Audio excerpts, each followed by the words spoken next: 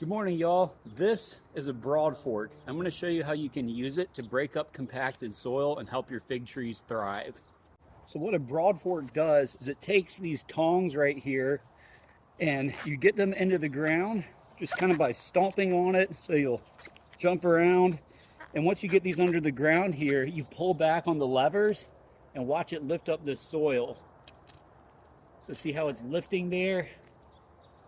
That's mechanically breaking up that compacted soil, which is going to allow that atmospheric air to get down. And so once that soil's been broken up, I'm going to show you what we do next. So if you look around this tree, you'll notice that I broad forked an entire circle around it. So this is going to start to allow those roots that were almost certainly getting compacted in the planting hole there to start to spread out into this area and gather more nutrients. Now what I'm going to do is apply this mulch, or this compost.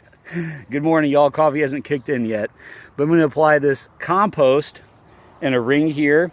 Then on top of that compost, I'm going to add this mulch. And so we're going to do that next.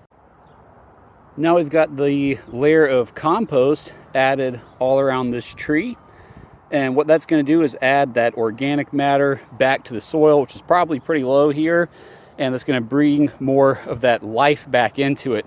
And so next up, what we're going to do is add the mulch on top of it. And that mulch is going to help hold moisture in there. So again, this soil, it needed more.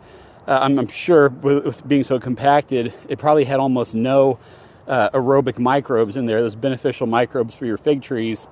And so by reintroducing them with this compost, we want to make sure that we're keeping it moist, and also with that organic mulch, that's going to be adding some beneficial fungi as well.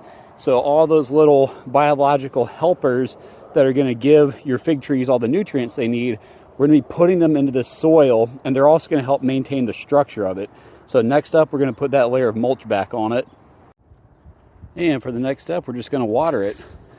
So again, we do not want to let this dry out, because again, water and oxygen are those elements that are critical to life. And for these microbes that we're trying to add back to the soil here, we want to make sure that they're staying hydrated.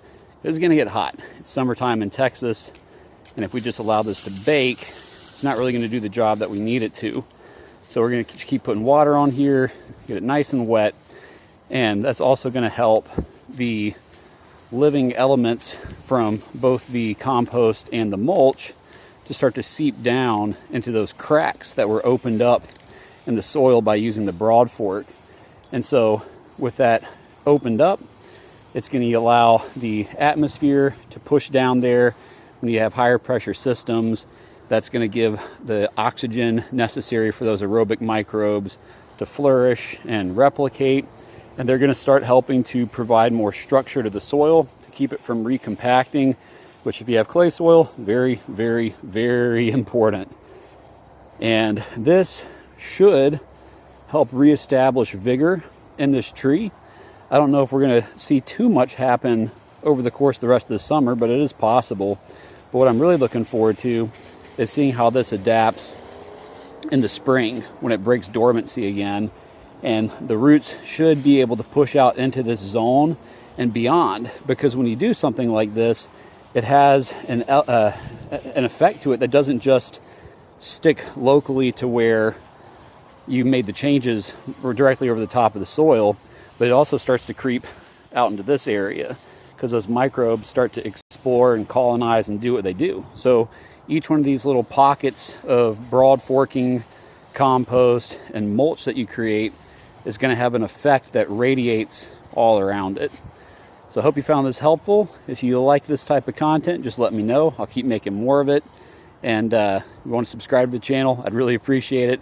It helps make the fig message reach more people, and more people get into it. The more we get to learn, the more varieties we get to learn about, the more we get to taste and share. So always a good time. Thanks, guys.